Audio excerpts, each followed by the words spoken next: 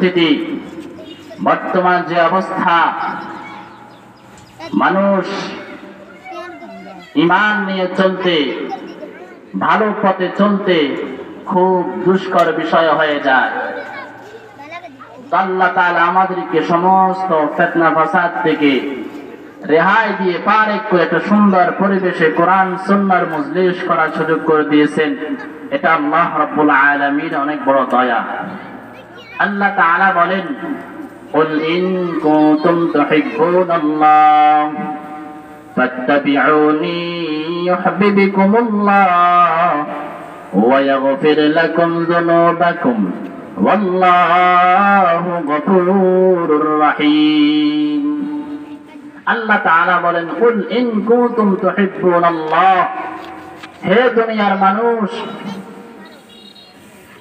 যদি তোমরা আমি আল্লাহকে মুহাব্বত